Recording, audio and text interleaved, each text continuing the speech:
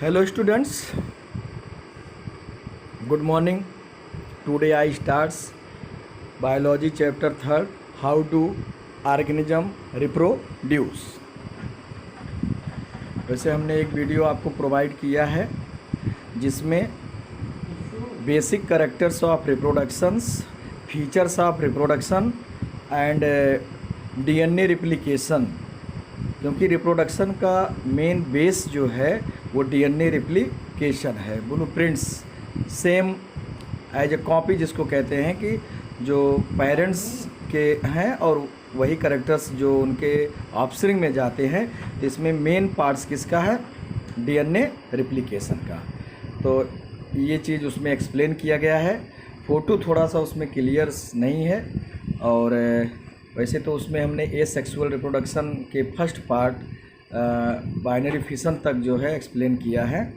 फिर भी आज पुनः यशांत के थ्रू आपका एक्सप्लेनेशन करने जा रहे हैं हम। तो रिप्रोडक्शन जैसे कि the production of new organism from the existing organisms of the same species is known as reproduction.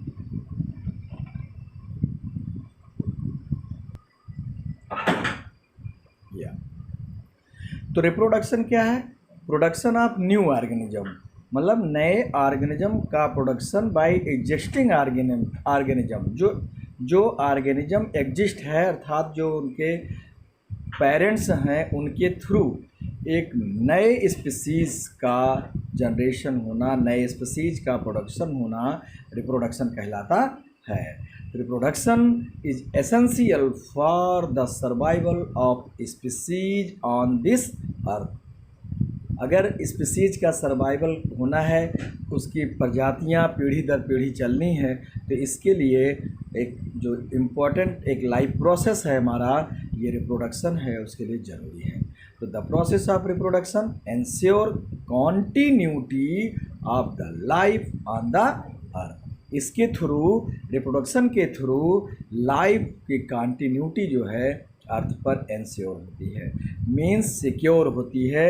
अगर रिप्रोडक्शन होगा तो उसके ऑफस्प्रिंग बनेंगे और लाइफ चलती रहेगी, उसकी स्पीसीज चलती रहेगी। नहीं तो क्या होगा? अगर जनरेशन नहीं होगी तो वो पहले की जनरेशन है, उसके डेथ होने के बाद उसकी स्पीसीज समाप्त हो जाएगी। जैसे यहाँ पिक्चर के थ्रू दिखाया गया है।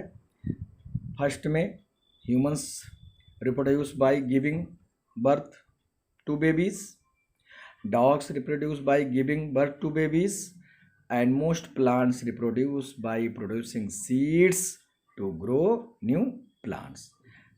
Thus, the reproduction by human being ensure that the human species will continue to exist on the earth for all the times। तो ह्यूमन बीइंग में जो रिप्रोडक्शन है उसमें भी वही है कि अपनी स्पीसीज को इंश्योर करने के लिए, उसको कंटिन्यूटी देने के लिए, इन फ्यूचर न्यू जनरेशन्स करने के लिए रिप्रोडक्शन जरूरी है।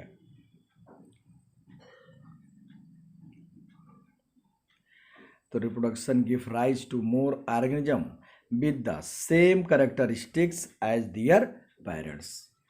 एक और इम्पॉर्टेंस जो बेसिक कैरेक्टर्स है रिप्रोडक्शन का, कि जो उसके पेरेंट्स और ऑफस्प्रिंग दोनों के कैरेक्टरिस्टिक्स सेम होते हैं। और इसमें हमने फर्स्ट वीडियो में एक्सप्लेन किया ऐसा क्यों है, क्योंकि डीएनए रिप्लिकेशन, वही डीएनए जो जेनेटिक कैरेक्टर्स को उसके न्यू ऑफस्प्रिंग में ट्रांसफ़र करता है।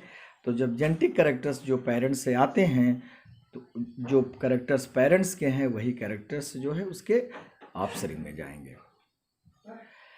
Please note that the existing organism और organism are called parents and the new organism called offspring. मतलब प्री एग्जिस्टिंग जो हैं उनको हम क्या बोलेंगे? पेरेंट्स कहते हैं। और जो उससे प्रोड्यूस होता है, उससे प्रोड्यूस होने वाली स्पीसीज को हम उसके ऑफस्प्रिंग कहते हैं। Them are called offspring. For example, our father and mothers are parents and we are, अर्थात चिल्ड्रंस क्या हैं? ऑफस्प्रिंग हैं। The parents are parents of organism can be animals as well as plants, some of the daughters or daughter cells is also used for the offspring of an organism. Types of reproduction, जैसे हम example में देख रहे हैं कि amoeba में binary fission दिखाया गया है, बर्ड्स के एग्स से उसका चिक निकल रहा है, चूजा चिकन, और इधर टाइगर से उसके बेबी यंग वंस। तो यहाँ हमको डिफरेंट टाइप का दिख रहा है कि मोड जो है या मेथड्स है, किसी में मल्टीपल हो रहा है, एक ऑर्गेनिज्म से दूसरा ऑर्गेनिज्म बन जा रहा है, किसी में एग के थ्रू जो है बेबी प्रोड्यूस हो रहा है और किसी में डायरेक्ट यंग वंस हो रहा है। तो laid by their parents, whereas some organism like human babies, cubs, kittens and puppies are born from their mother. This means that each species of organism reproduce in different way. So the mode of reproduction is divided in two main groups: asexual reproduction and sexual reproduction. There are two main methods of reproduction is living organism, asexual reproduction and sexual reproduction. तो जैसे कि asexual reproduction, तो in asexual reproduction means when a process of reproduction या mode of reproduction in which no any gametes involve, no needs of two opposite मतलब parents male and female be the single individual. तो asexual में gametes मतलब sperm and ovum या male gamete या और female gamete के fusion की आवश्यकता नहीं होती है। इसमें मेल और फीमेल दो बॉडी की ज़रूरत नहीं होती है, केवल एक ही बॉडी से, एक ही पेरेंट्स से जो है न्यू ऑर्गेनिज्म बनते हैं। We can now say that the living organism reproduce mainly by two methods: asexual reproduction and sexual reproduction.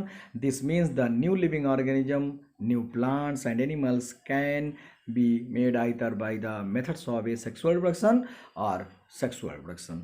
Discuss the meaning of sexual reproduction and asexual reproduction. In order to understand this, please keep in mind that certain organisms contain reproductive cells.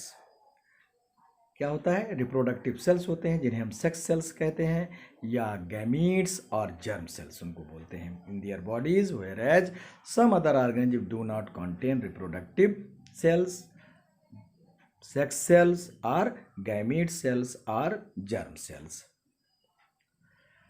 First, asexual reproduction, the production of new organism from a single parents without the involving of sex cells or gametes called asexual reproduction.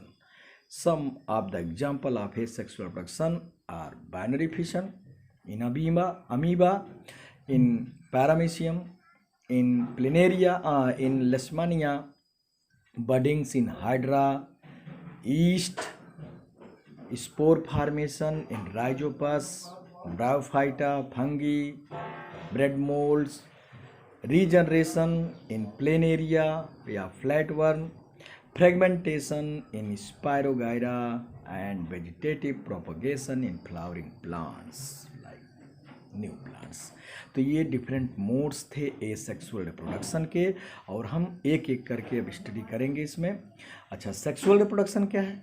तो the production of new organism from two parents by making use of their sex cells. तो reproduction में क्या और asexual और asexual में differences क्या main कि इसमें टू पेरेंट्स इन्वॉल्व होते हैं और need of gamete cells, sex cells, तो मेल एंड फीमेल दोनों से जो है सेक्स सेल्स आते हैं और उनके फ्यूजन से जो है जाइगोट और जाइगोट से जो है फिर एम्ब्रियो का डेवलपमेंट्स होता है। The human, fish, frog, hen, cats, dog, cow, horses, deer, rabbits मतलब आल जो हैं सब में और मोस्ट फ्लावरिंग प्लांट्स में सेक्सुअल रिप्रोडक्शन होता है।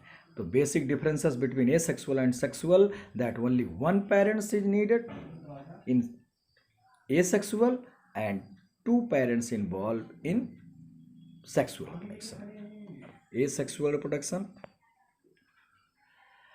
अब जैसे कि हमने डिस्कस किया, इस वीडियो में भी कर रहे हैं और उस वीडियो में भी हमने किया है, types of first of fission.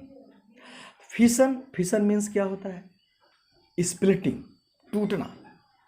One cells dividing into two cells, मतलब एक पेरेंट सेल्स जो है वो अपने टू डॉटर सेल्स में डिवाइड होती है, बाइनरी। अब in the process of fission unicellular organism split और डिवाइड्स टू फॉर्म टू और मोर न्यू ऑर्गेनिज्म। तो इसमें भी टू टाइप का फिशन होता है, एक बाइनरी फिशन, दूसरा multiple fission. Binary fission, in binary fissions the parents organism split और divide into two daughter cells two. जैसे कि यहाँ पे अमीबा का डायग्राम के थ्रू डिस्क्रिप्शन किया गया है और आप देख भी रहे हैं कि amoeba reproduce by the binary fission. Amoeba कोई भी शेप नहीं होता, इसलिए उसको अमीबाइड सेल्स है, यूनिसेलुलर्स है, साइटोप्लाज्म है, जो है यूकैरियोट सेल है। तो सबसे पहले क्या होता है? सेल का इन्लार्जमेंट होता है। इसमें सेल साइटोप्लाज्म और न्यूक्लियस इन्लार्जमेंट करते हैं, उसके बाद न्यूक्लियस टू पार्ट्स में डिवाइड हो जाता है, फिर पूरी बॉडी टू पार्ट्स में, टू डॉटर सेल्स में डिवाइड हो जाती है। तो यहाँ पर वही है, क्या बताया हमने कि डीएनए रेप्लिकेशन।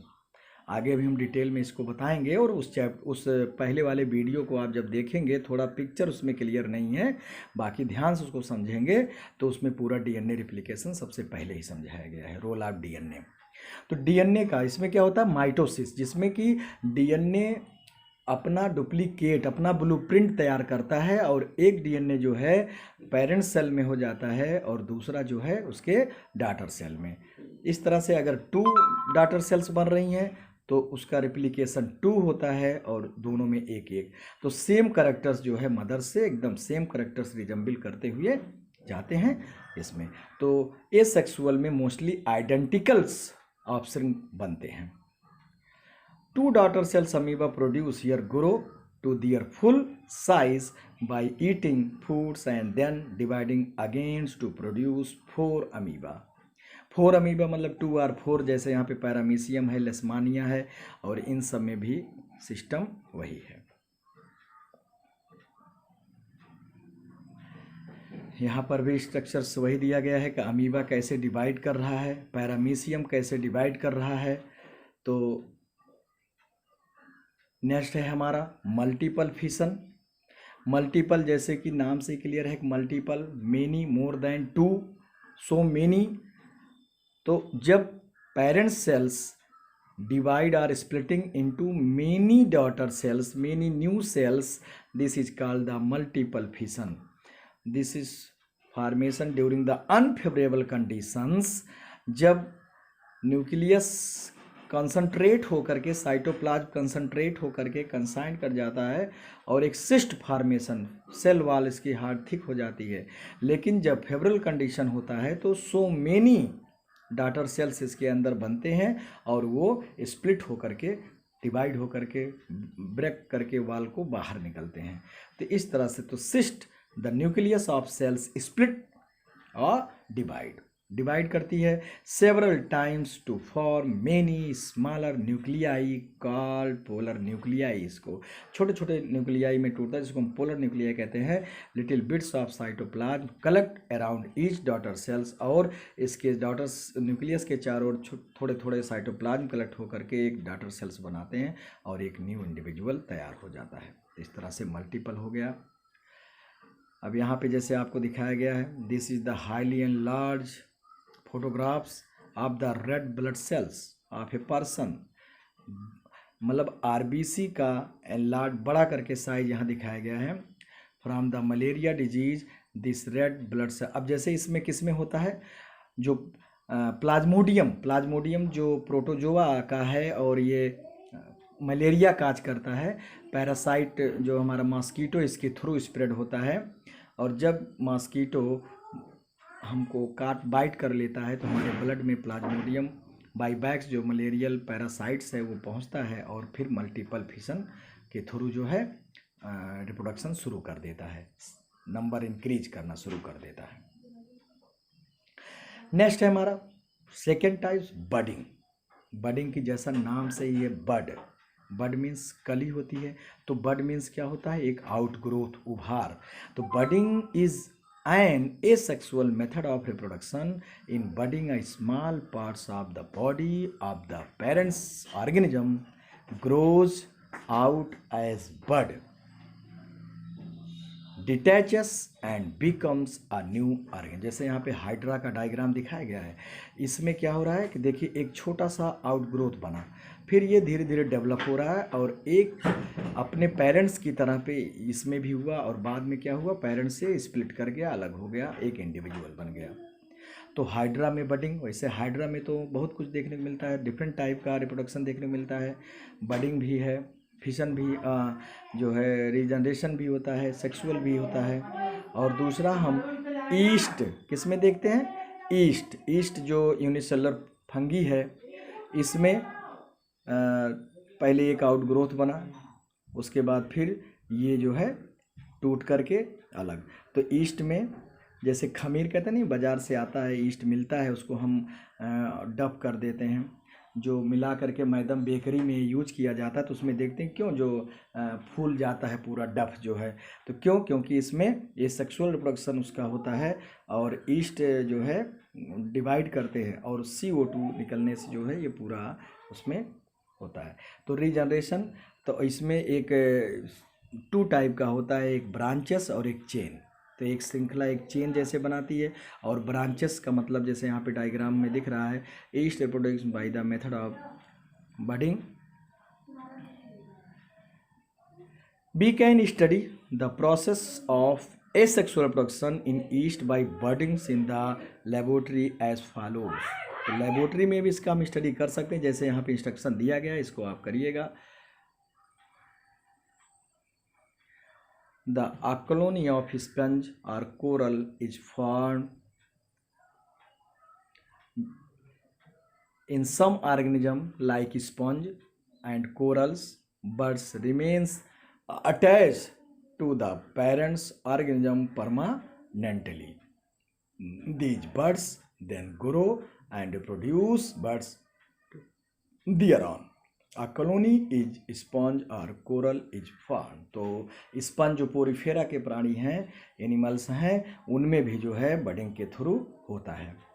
तो before we discuss the next asexual method of reproduction called spore formation, we should know something about spores. Spores are the, मतलब तीसरा जो स्पोर फॉर्मेशन के थ्रू होता है, उसके पहले कि स्पोर क्या है, spore are the microscopic asexual reproductive bodies हैं which are covered a hard protective cell.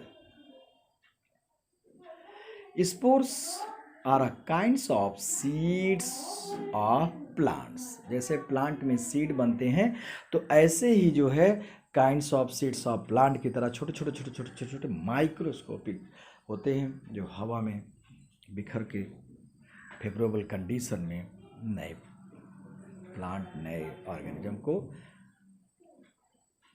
Produce करते हैं।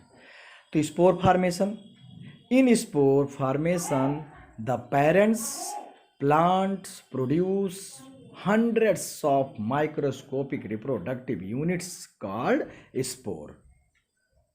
When the spores case of the plants burst, जैसे कि यहाँ पे दिखाया गया ब्रेड मोल्ड्स है, रोटी ब्रेड को आप भिगो करके अंधेरे में रख दीजिए, एक दिन बाद हम देखते हैं कि उस पर ब्लैक ब्लैक पैचेस दिखाई देंगे, फिर उसके बाद पूरा वाइट कॉटन जैसा हो जाएगा, और उसमें से फिर फिलामेंट जैसा, जैसे यहाँ डायग्राम दिख रहा है, फिलामेंटस जो है स्ट्रक्चर होगा, उसके ऊपर एक कैपिटुलम टोपी जैसी, जिसको हम स्पोरेंजियम, और उस स्पोरेंजियम में स्पोर्स होते हैं, और जब ये राइप कर जाता है तो स्पोरेंजियम ब्रस्ट कर जाती है और ये बिखर जाते हैं, और फेवरेबल कंडीशन आने पर ये जर्मिनेट करने लगते हैं। और आप देखे होंगे बरसात के दिनों में कि जो अम्ब्रेला जैसा छत्रक, कुकुरमुत्ता जिसको हम कहते हैं, या मोल्ड्स, ये सब बनते हैं।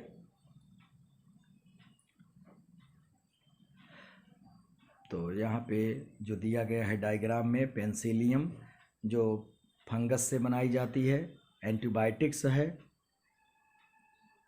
पेंसिलियम फंगस है जो यहाँ पे डायग्राम येलो वाला दिख रहा है आपको, also reproduce by forming spores, और the antibiotics called penicillium is made by the penicillium fungus, जिसको अलेक्जेंडर फ्लेमिंग ने सबसे पहले बनाया था। The actually it was one much airborne spore, किसके थ्रू? एयरबॉर्न मतलब हवा में बिखरते, उसके बाद तब स्पोर्स बनता है। Moist slice or bread kept aside by us for a few day, जैसे भी हमने एक्सप्लेन किया वही चीज़ बार बार इसमें दिया गया है। नेक्स्ट हमारा है रीजनरेशन। रीजनरेशन, री मीन्स पुनर, अर्थात पुनरुद्भवन, दोबारा उत्पन्न होना उससे। तो इन generation the process of getting back a full organism from its body parts called regeneration. जैसे रीजनरेशन में क्या है कि अगर बॉडी पार्ट्स को हमने कट कर दिया तो उससे एक होल बॉडी, एक होल ऑर्गेनिज्म तैयार हो जाता है, इसी को हम रीजनरेशन कहते हैं। और the simple animals like hydra and planaria show regeneration. Planaria flat worm जो है, अब दिख रहा है इस डायग्राम में क्लियर कि कितने ही पार्ट्स, मतलब 200 से जितने पार्ट्स इसको हम करते हैं उससे एक नया ऑर्गेनिज्म तैयार हो जाता है। तो सोना रिच मतलब रीजनरेशन, स्टारफिश में भी रीजनरेशन, लेकिन पूरे बॉडी में नहीं होता, उसमें एक आर्म जो उसको हम कट कर देते हैं तो उससे नया आर्म बन जाता है। रीजनरेशन सोज होता है लिजार्ड्स के लीव्स में भी, अगर कट जाती है तो देखते हैं कि उससे एक नई लीव्स बन जाती है। तो the regeneration of organism from a cut body parts occurs by the process of growth and developments. This happen as follows. क्या होता है? The cells of cut body parts of the organism develop या divide rapidly. जहाँ से cut होता है वहाँ पे जैसे प्लांट्स में मेरिस्मेटिक टिश्यूज पाए जाते हैं टिप्स पर, तो वो कट कर दीजिए तो वहाँ से पुनः निकल आता है, ऐसे ही कुछ ऑर्गेनिज्म में भी हैं। बाल, yes, organism divide rapidly to make ball of cells. The cells present in the ball of cells move to their proper places within the ball where they have to form various organs and body parts of the organism. The cells then change their shape and different types of tissues. These different tissues form various organs and body parts of the organism. तो क्या करते हैं, इसमें ball like sales होते हैं जो बनते हैं, जो एक्टिवली पहुंच जाते हैं उस प्लेस पर जहां से कट प्लेस होता है, और उसमें जो डिवाइडिंग टिश्यूज होती हैं उससे various organ body parts to organs complete organism बन जाता है।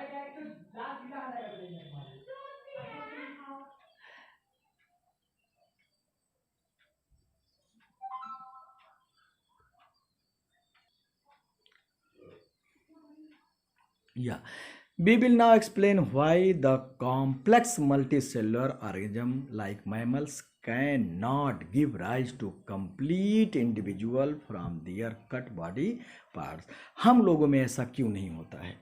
छोटे ऑर्गेनिज्म में चलिए पूरा एक बॉडी काट दीजिए, दूसरी बॉडी, पूरा शरीर पर तैयार हो जाता है, पूरा एक नया ऑर्गेनिज्म बन जाता है, लेकिन लार्जर मल्टीसेलुलर में क्यों नहीं होता है? तो regeneration can be use to reproduce only those organisms which have relatively simple body organization consisting of only a few specialized cells. केवल कुछ ही cells in complex multicellular organism specialized cells make up tissues, tissue makeup organ system से जो है whole body. तो then since complex multicellular organism have a very high degree of organization in their body, तो क्या होता हम लोगों में? हाई डिग्री ऑफ ऑर्गेनाइजेशंस होने की वजह से we cannot reproduce from their cut body parts by the process of regeneration. For example, dog is a complex multicellular which cannot be regenerated from cut body parts. तो ऐसे ही other में भी होता है। नेक्स्ट हमारा है sexual reproduction.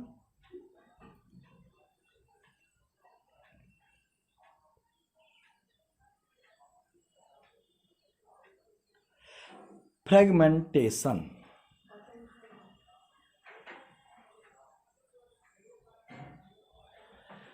Some of multicellular organism living relatively simple body organization can break up is into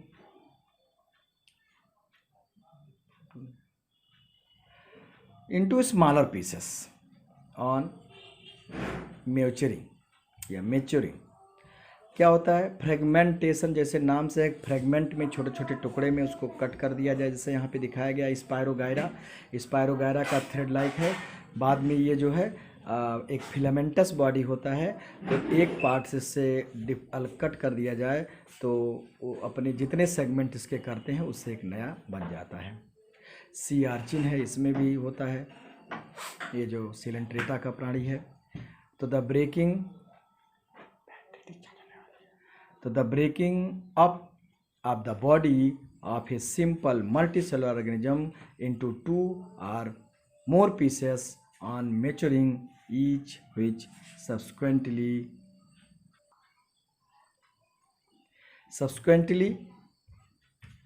grows to form a complete new organism is called fragmentation. So the organs like Spirogyra, sea urchins can be produced by the method of regeneration. जैसे यहाँ पे structure दिखाया गया है कि ये spirogyra का पूरा होल स्ट्रक्चर्स है, इसके एक एक पार्ट्स को हमने कट किया तो सेम जो है मैट्रिक्स, साइटोप्लाज्म, उनके न्यूक्लियस सब में है और इससे एक नया नया बन जाता है। तो the main differences between fission and fragmentation is that in the fission a unicellular organism break up to form more than daughter organism, और जबकि फ्रेगमेंटेशन में क्या है, एक multicellular organism break up to form 2 or more daughter cells। तो differences भी दोनों में क्या है, उसमें यूनिसेलुलर है, इसमें मल्टी सेलुलर है। अब आपका आ गया vegetative propagation. Vegetative propagation means क्या होता है कि in vegetative propagation new plants are obtain from the parts of old plants like stem, roots and leaves. तो जब प्लांट्स के बॉडी पार्ट से, रूट से, स्टेम से, लीव से एक new organism, new plants grow होता है, उसी को हम कहते हैं vegetative propagation. The green grass grows in the field after rains from the dry old stems of grass plants present in the field by the methods of vegetative propagation. Bryophyllum plants can be produced by the vegetative propagation by using the piece of stems or leaves. Rose we cut the stems and grows it into the soil. We can see the new plants produce. तो many plants can be grown by vegetative propagation by using piece of stems. अब जैसे यहाँ पे दिखाया गया potato है, तो potato क्या है, स्टेम के थ्रू न्यू प्लांट्स बनता है। पोटैटो में हम देखते हैं क्या बनते हैं, ट्यूबर, आई जिसको आँखा कहते हैं, और उस ट्यूबर से जो है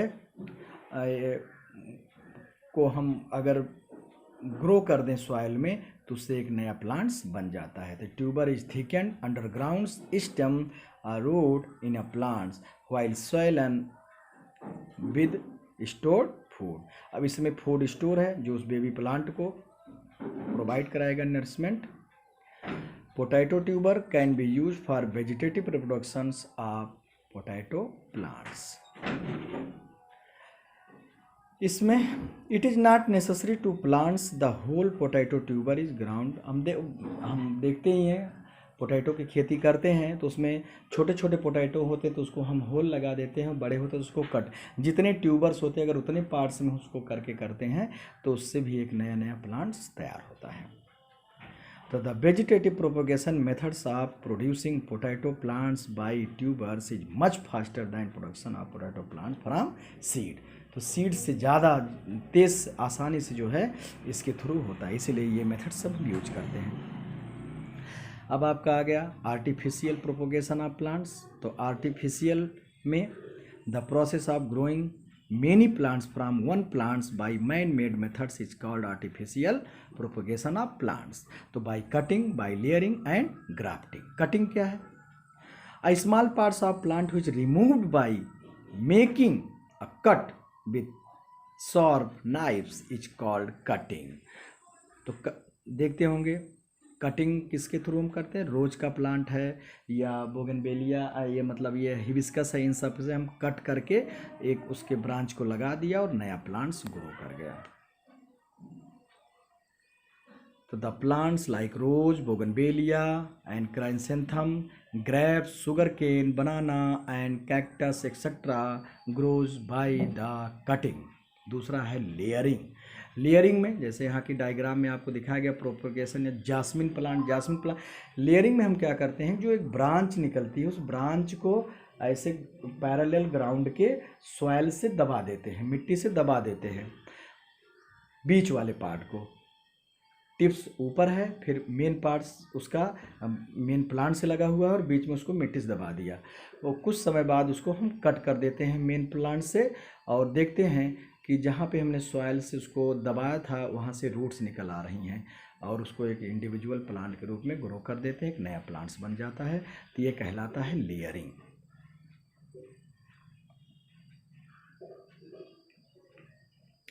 तो many plants like strawberry, raspberry are propagated by the natural layering methods.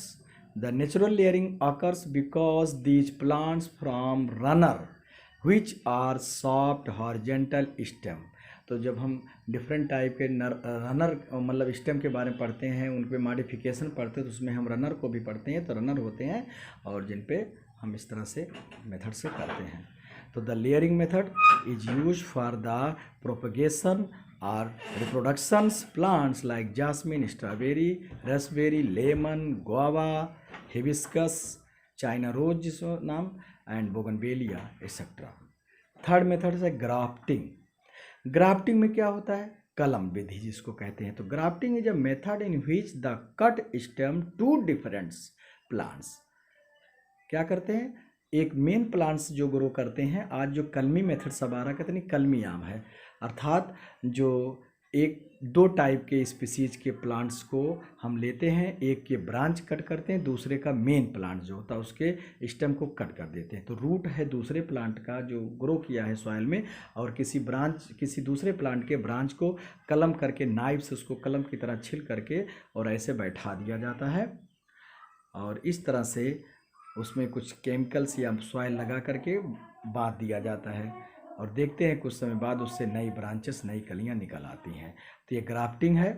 तो difference yes together such a way that the two stems join and grow as a single plants. तो the cut stem of plants और tree having roots and fixed in soil is called stock. तो पहले वाले part को stock कहते हैं जो जिसमें रूट होता है ऑलरेडी, और दूसरे cut stem of another plants without roots is called scion. Scion is the upper parts of the plants. अब यहाँ पे जैसे दिखाया गया है कि grafting was use to grow the apple tree. Apple tree में होता है, मैंगो में होता है, और भी बहुत से ऐसे हैं जिसमें हम ग्राफ्टिंग मेथड करते हैं। तो graftings is use to breed fruits trees like flowering bushes, apple, peach, apricots and pears trees are often grafted. We will now describe some of the advantages of the grafting methods या artificial propagation। क्या advantage है इसका? तो grafting enables to combine the most desirable characteristics of the two plant। इसमें क्या होता है कि हम देख रहे हैं दो प्लांट्स हैं तो दोनों के करेक्टरिस्टिक्स उस प्लांट्स में आएंगे। जो फ्रूट्स होगा, जो चीज़ हम चूँकि मोर एल्ड ऑब्टेन करने के लिए हम ऐसा यूज करते हैं, अपनाते हैं इस विधि को, तो हमें दोनों के करेक्टर्स उसमें मिलेंगे। By grafting method a very young scion या short parts of the plants can be made to flowers and produce fruit quite fast. तो इसमें क्या होता है कि जो हम सीड से ग्रो करेंगे प्लांट, उससे काफ़ी समय लगेगा और इससे आसानी से जल्दी से ही फ्लावर फ्रूट्स आना शुरू हो जाते हैं। नर्सरी में हम देखते हैं जो आजकल मिलता है, बेचते हैं, सब इसी सब मेथड से करके देते हैं। Grafting can be use to produce varieties of seedless fruits, और इससे जो है सीडलेस फ्रूट्स भी तैयार होते हैं। एडवांटेज ऑफ आर्टिफिशियल वेजिटेशन, क्या इससे एडवांटेज है, फ़ायदा क्या है? तो the new plant produce by artificial vegetative propagation will be exactly like the parents plant, बिल्कुल सेम उसी तरह से बनते हैं, सेम पेरेंट प्लांट की तरह। दूसरा, any desirable features of the parents will be replicated in the new plants. Fruits will trees grown from seed may be many years, मतलब एक तो टाइम बचत होती है, सीड से बोने में ज़्यादा समय तक लेते हैं तैयार होने में, और इससे आसानी से कम समय में तैयार हो जाते हैं।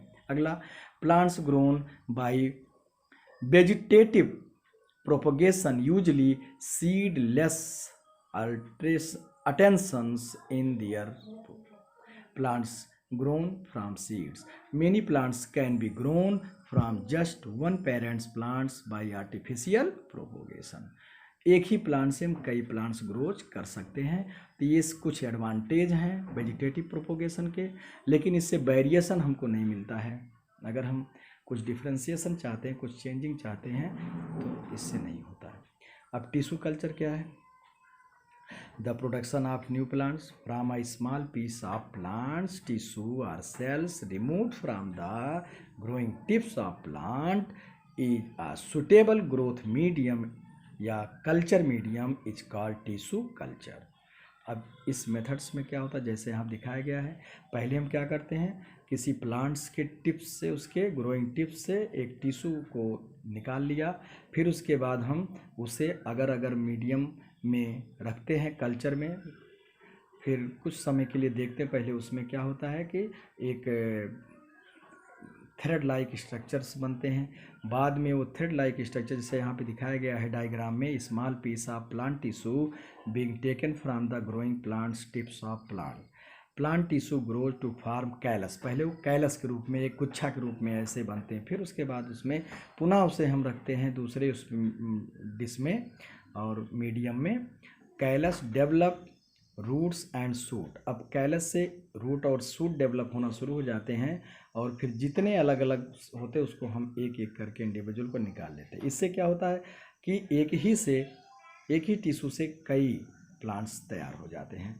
तो the tissue culture technique is being used increasingly for the productions of ornamental plants like orchid, dahlia, carnation, chrysanthemum and other. तो एडवांटेज क्या है? Tissue culture is a very fast technique. Thousands of plants can be produce in a few week from a small amounts of plant tissue. दूसरा, new plants produce by tissue culture disease free. अगला, tissue culture can grow plant round the year irrespective weathers or season. Very little space is needed for developing new plants. अब next heading है, first video में हमने explain किया है कि do organism create exact copies of themselves in asexual reproduction? Yes. तो ऑर्गेनिज्म यहाँ पे जैसे कि डायग्राम के थ्रू दिखाया गया है कि एक पेरेंट्स सेल है, पेरेंट सेल में देख रहे हैं डीएनए सिंगल डीएनए रिप्लिकेशन हो रहा है दूसरे डायग्राम में, उसके बाद फिर यहाँ पे डीएनए डिवाइड हो रहा है, और बाद में फिर वही पेरेंट सेल्स 2 डॉटर सेल्स में डिवाइड हो गई। तो डीएनए की संख्या सेम दोनों में है। तो ये माइटोसिस के थ्रू होता है। तो the material which carry genetic information from the parents offspring DNA deoxyribonucleic acid be the presents in the form of chromosome in the nuclei of the cell के न्यूक्लियस में होता है। The basic of asexual reproduction is mitosis, means जिसमें क्या होता है, जिसमें कि डीएनए का रिप्लिकेशन होता है, हाफ नहीं होते इसमें। Division of nuclei into 2 identical daughter nuclei and each daughter nuclei has the same gene makeup because the replication of DNA. तो the new organism of offspring produce by one parents through asexual reproduction which is generally या genetically identicals to the parents called clone. उसे हम क्या कहते हैं? Clone. आज clone baby method देखते हो, क्लोन मेथड से तैयार किया जाता है, जिसमें किसी भी सेक्स सेल की जरूरत नहीं होती है, उसके बॉडी टिश्यू लेकर के उसको clone. How slide the variation are introduce in a asexual reproduction. तो वेरिएशन अगर कुछ चेंजिंग होता है तो क्या करते हैं हम, डीएनए में कुछ चेंजिंग करते हैं, जिससे कि जो ऑफस्प्रिंग तैयार होगा वो अपने पेरेंट्स से आइडेंटिकल नहीं होगा, एक नई स्पीसीज उसकी तैयार होगी, और ये वेरिएशन। तो the importance of variation in organism introduce during reproduction is that the help to separate the various organism to survive and flourish even in adverse environment. जैसे हमने कि पहले वीडियो में एक्सप्लेन किया वहाँ पे कि बैक्टीरिया है सपोर्ट दैट वाटर में, अगर उसमें हम हॉट वाटर मिला देते हैं तो कुछ बैक्टीरिया डाई कर जाते हैं, लेकिन कुछ हैं जिंदा हैं। क्यों? क्योंकि वो अपने को अडाप्ट कर लिए, उनके अंदर वो एडवर्स कंडीशन को अडाप्ट करने की क्षमता आ गई है। तो ये वेरिएशन है, तो एक नई स्पीसीज को जन्म देगा कि जो उस तरह के क्लाइमेट में भी रह सके। तो यही तो वेरिएशन का इम्पोर्टेंस है। तो this is the yes before be keeping further and describe the process of sexual reproduction in flowering plants and including human being answer. तो ठीक है, इसके पीछे एक्सरसाइज दी गई है, आप इस चांस से करिएगा, नोट्स बनाइएगा, अच्छे से वीडियो को अच्छे से वॉच करके समझिएगा। मेन पॉइंट मतलब इससे छोड़ा तो नहीं है कोई पॉइंट, बहुत पूरा एक एक लाइन रीडिंग नहीं किया हमने, लेकिन जितना बेसिक था सब हमने आपको एक्सप्लेन किया है, समझाया है, और आशा करते हैं कि आप इसको समझेंगे, अच्छे से समझ में आएगा और देखेंगे इसे और नोट्स बनाएंगे। और अगला video sexual reproduction next day आपको प्रोवाइड कराएंगे। Thank you.